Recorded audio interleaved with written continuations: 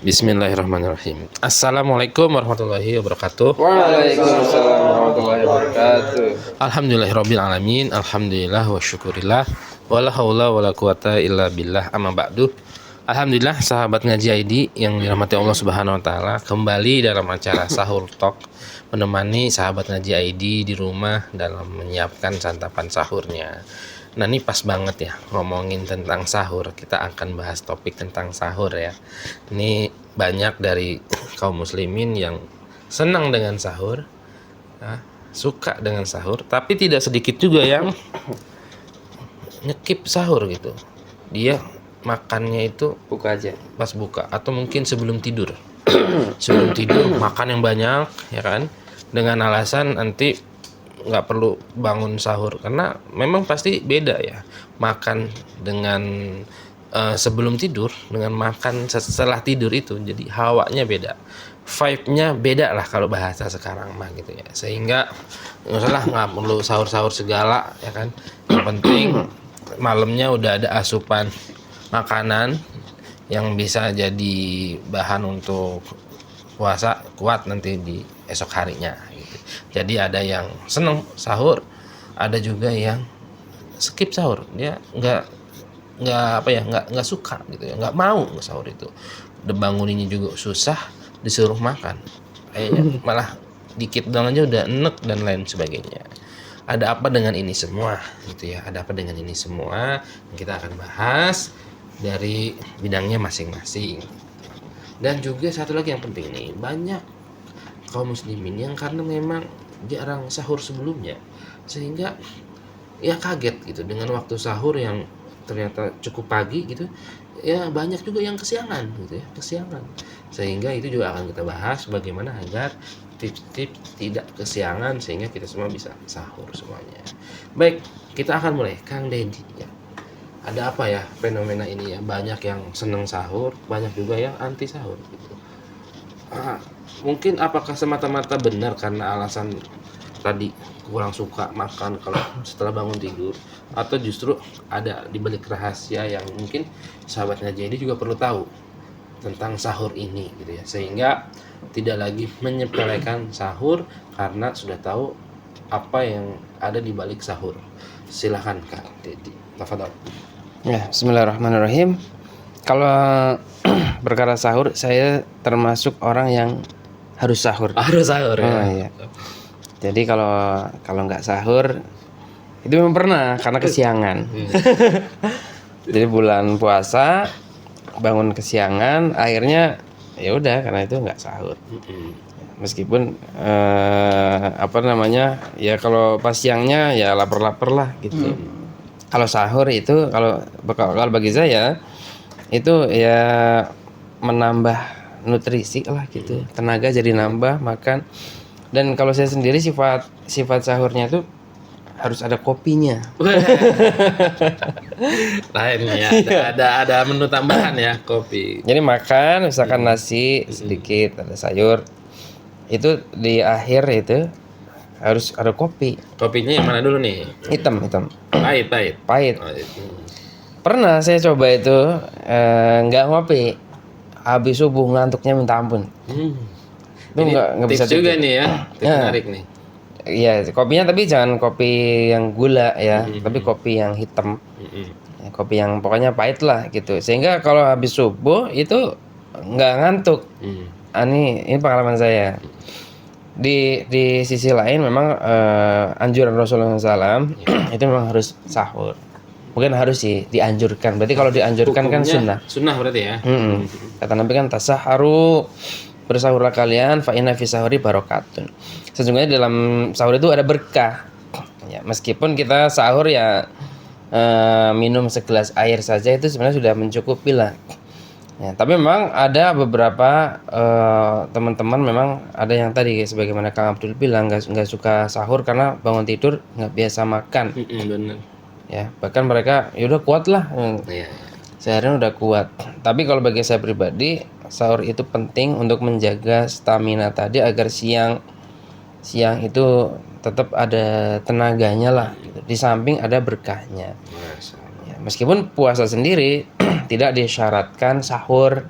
Tidak menjadi syarat puasa Iya ya. kan puasa menahan diri dari makan dan minum dan hal yang membatalkan dan dari terbit fajar sampai terbenam matahari, nggak disebutkan sahur di situ. Batasannya Kang, sahur terakhir ini waktunya kapan nih? Biar Genji juga tahu. Kalau Sahabat Edi. sahur itu sebenarnya batasannya adalah sebelum subuh, sebelum fajar sodik. Jadi fajar kan ada dua, ada fajar kadib, ada fajar sodik. Ya, kalau fajar kadib itu umumnya kalau di Indonesia, ulama-ulama Indonesia itu menyepakati itu imsak. Imsak itu sebenarnya menahan diri dari makan dan minum untuk jaga-jaga, khawatir ternyata kita pas lagi adzan kan orang nunggu adzan udah terbit. Orang udah adzan masih makan ya. Kalau seandainya mataharinya udah terbit beneran dia adzannya yang telat, ya nggak sah puasanya gitu. Gitu. Jadi kalau ada kita ada imsak, waktu imsak itu sebenarnya istihadnya ulama biar kehati-hatian gitu. Nggak usah makan. Khawatirnya kan orang tuh adzan telat. Bisa aja kan? Bisa karena memang juga error manusia mah ya bisa saja nggak pas, bisa jadi dia datang ke masjidnya terlambat gitu ya. Padahal matahari nggak pernah terlambat gitu, pas selalu on time. Artinya sebaiknya gimana Kang sikapnya ketika sudah waktu imsak? Apa yang harus dilakukan kaum muslimin? Apakah benar-benar stop makan, stop minum? Stop makan kalau udah makan.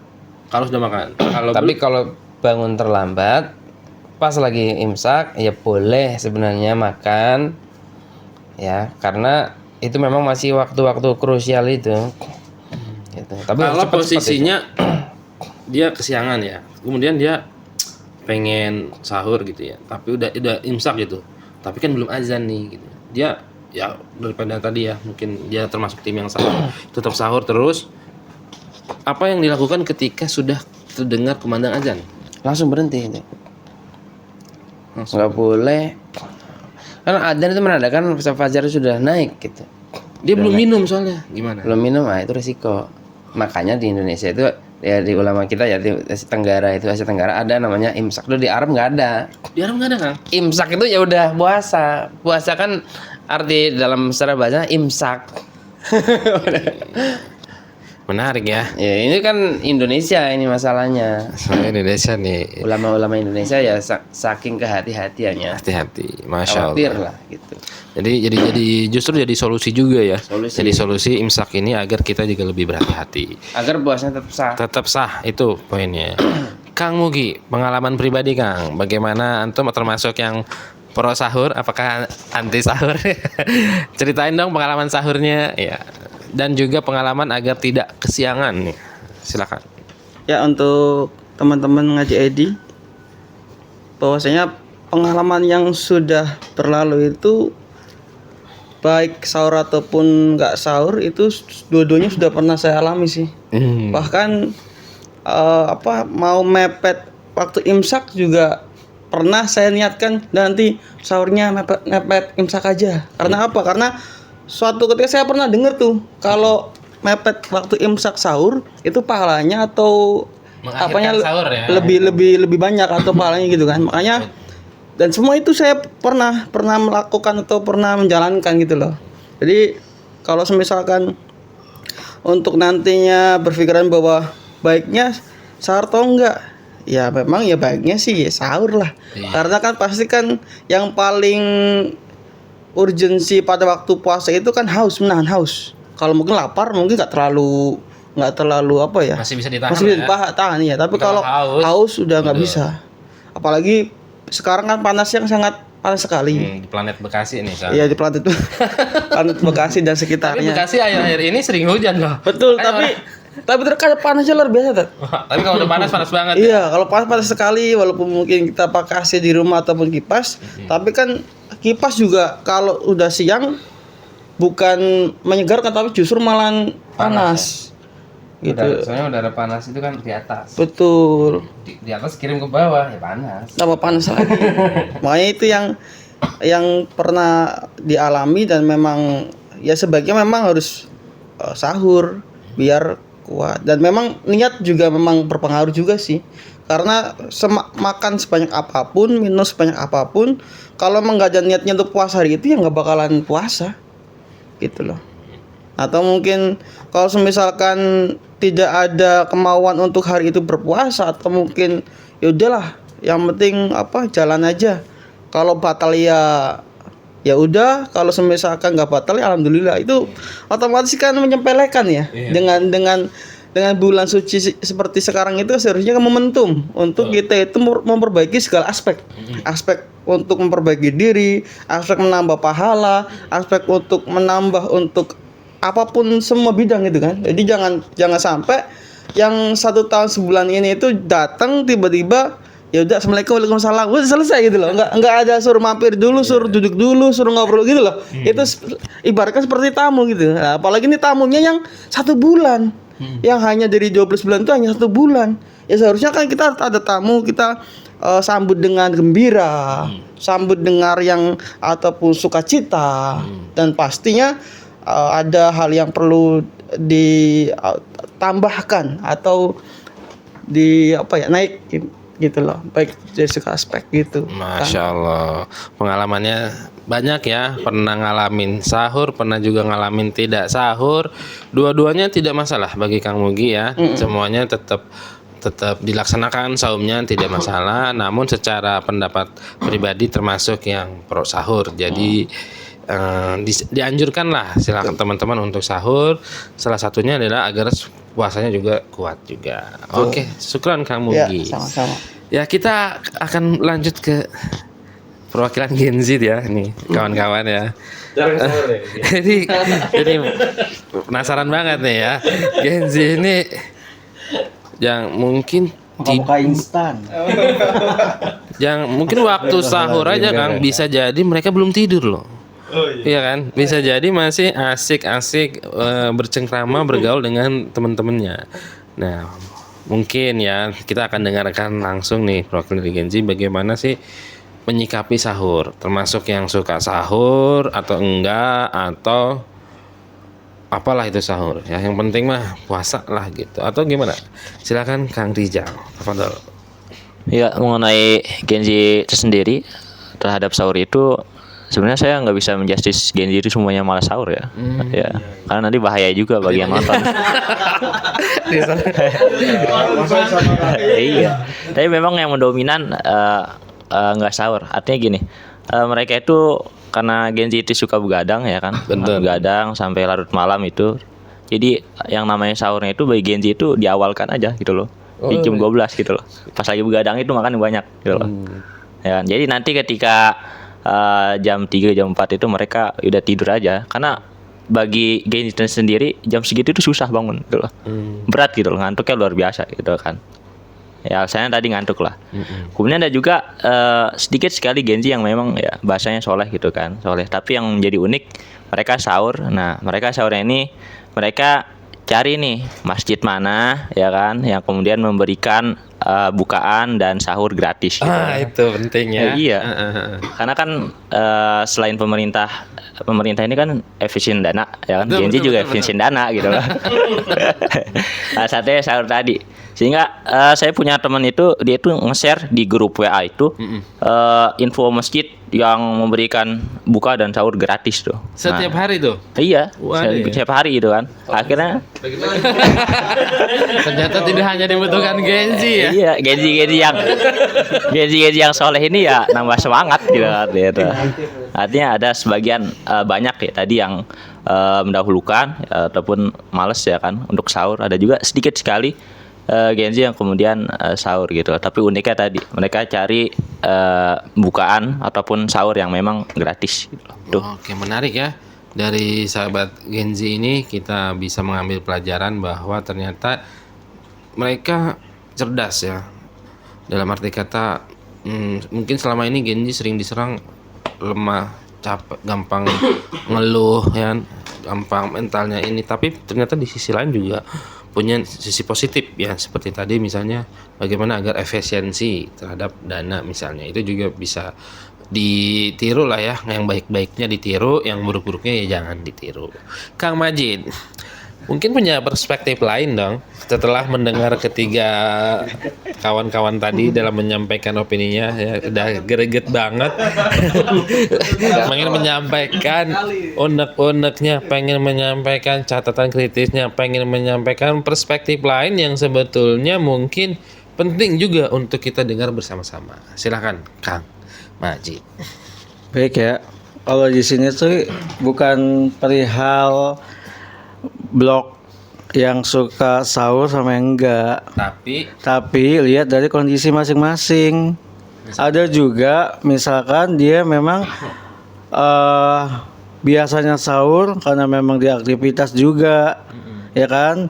Apakah dia banyak gitu kan, banyak pekerjaan di kantor atau di sekolah dan lain sebagainya, ya kan? Yang sampai malam gitu, ya kuliah maksudnya kan sampai malam ada dan lain sebagainya. Itu juga faktor ya dari apa sih kayak tadi diawalkan gitu sahurnya kan kayak gitu. Jadi memang di sini tuh konteksnya itu menurut Ana ya, kan nanti dikoreksi aja. Menurut Ana itu memang niat dia gitu. Niat ya. Bahwasannya memang kalau puasa, kalau mau seger, kalau mau bertenaga ya sahur. Tetapi kalau misalkan dengan keadaan seperti itu, keadaan yang dia bisa kan, keadaan yang memang lelah, letih, apalagi ibu rumah tangga kan, ibu rumah tangga kan bukan hanya ngurusin bapaknya atau suaminya, anaknya dan lain sebagainya, enggak, dia ngurusin bagaimana minyak, gasnya dan lain sebagainya. Kayak gitu kan. Iya, ibu rumah tangga dong. Tapi kalau misalkan kalau nggak ada, minta ke bapaknya. Tetap minta ke suaminya kayak gitu. Jadi konteksnya itu ini bukan perkara yang sorot yang enggak. Ya, perkaranya itu memang di mana posisi dia gitu. Maksudnya posisi dia itu maksudnya di dalam bulan Ramadan ini dia pengen menggarap hal yang banyak atau memang setengah-setengah dan lain sebagainya. Kan yang kita ketahui bahwasanya di waktu-waktu sahur itu kan sangat luar biasa sekali ya. Untuk kita berdoa, untuk kita mendekatkan diri kepada Allah kan sebelum sahur kan bisa sholat tahajud dan lain sebagainya ya. Jadi kayak gitu. Jadi yang tadi ceritakan oleh akang-akang semua itu memang ada benarnya juga. Tetapi kalau menurut Ana, pandangan Ana itu lihat dari konteksnya, lihat dari kondisinya gitu. Iya, berarti apakah kondisinya itu memungkinkan tidak untuk sahur atau tidak? Jika memungkinkan untuk sahur ya lebih baik sahur. Tapi kalau misalkan kondisinya tidak memungkinkan untuk sahur ya mungkin ya tidak ada pilihan lain ya kecuali untuk tidak sahur. Meskipun sebetulnya catatannya cukup menarik ya, tapi bisa juga nih disiasati agar tetap sahur karena tadi juga di akhir ada banyak hal yang positif ketika sahur itu dilakukan. Kang Yuda, apa ada nggak yang pengen digali lebih dalam lagi berbicara tentang sahur atau tidak sahur, berbicara tentang seringnya kesiangan sehingga tidak sahur gitu ya. Ada ingin digali lebih dalam lagi atau punya unek-unek yang lain, silakan. Iya, menarik ya untuk perkara sahur ini. Jadi ada beberapa hal tadi yang saya simak itu. Yang pertama memang kadang-kadang ada orang itu yang ketakutan, khawatir tidak bangun pada saat sahur. Sehingga misalnya dia itu makan, yang penting makan aja dulu sebelum tidur. Nah, makan yang banyak, misalnya sebelum tidur makan yang banyak, daripada tidak makan sama sekali nanti pada saat sahur gitu. Nah, ini pertanyaan nih, apakah itu disebut sahur apa bukan? Misalnya dia jam 10 nih makan. Nah, itu tuh sahur apa bukan? Karena niat dia saya sahur nih, nggak apa-apa, tapi sahurnya sahur didahulukan, bukan diakhirkan. Kalau dahulukan itu kan jam 12 kan. Nah, misalnya jam 12. Ya nggak apa-apa, jam 12. 10 mau makan malam kan. Kayaknya masih konteksnya masih buka puasa ya. Masih lanjutin takjil yang belum habis jam 10. Habis kan. Jadi kadang-kadang ada yang Kritis seperti banget. ada yang makan sahurnya itu jadi tidak di sepertiga akhir malam. Nah, jadi di 2/3 lah, misalnya di jam 12 malam atau jam 11 malam gitu, sebelum mereka tidur. Nah, mereka itu makan. Nah, ini tuh termasuk sahur apa bukan sih gitu ya? Benar-benar. Ini dapat keberkahan yang tadi disebutkan gak sih di dalam hadis itu gitu ya? Dengan cara dirapel gitu. Ada juga yang memang mereka itu tidak sahur itu karena saking ngantuk dan capeknya. Kadang-kadang mungkin kita juga pernah. Jadi bangun jam 3 bangun, tapi karena saking ngantuknya, saking capeknya, ya udah dah enggak apa-apa enggak sahur gitu. Akhirnya nunggu azan subuh, ya udah sholat subuh selesai gitu ya. Karena memang saking capeknya. Nah, ini ada pertanyaan kedua. Ini kondisi seperti ini tuh hari ini aja ataukah dulu itu pernah juga terjadi di zamannya Rasulullah atau para sahabat gitu ya, terkait kondisi sahur, waktu sahur tapi kondisi kita tuh lagi capek banget sehingga males ya. Enggak ada kan perang. Capek banget itu buat buat makan. Orang berperang Iya. aja kan, boro-boro mau mikirin itu. Yang penting dia tuh Iya kan? olahraganya. Iya kan? Makanya ada nggak sih fenomena seperti ini dulu di masa sahabat misalnya kayak gitu yang tidak sempat sahur atau dia saking capeknya sehingga tidak di skip aja sahurnya gitu sih. Ya, menarik ya. Ada Sahabat nggak jadi ada 2 pertanyaan ya. Kuat-kuat kan. Yang pertama adalah bagaimana hukumnya ya sahur sebelum tidur nih? Apakah itu masuk hitungan sahur atau bukan?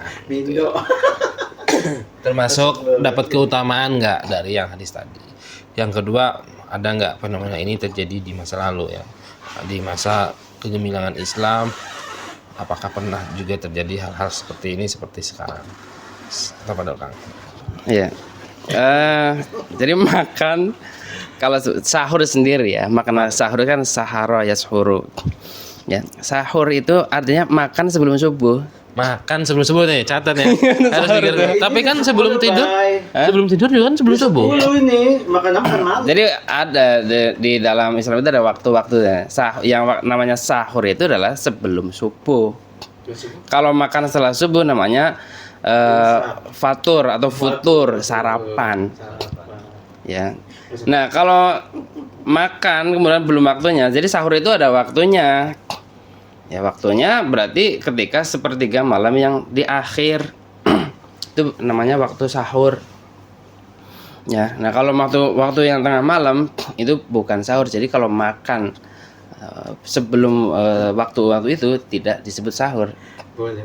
Ya, sebenarnya makan malam atau al-asya ya, al-asya makan malam bukan waktu sana. Makanya ya sahur itu kayak tadi Kang Mugi bilang kan diakhirkan.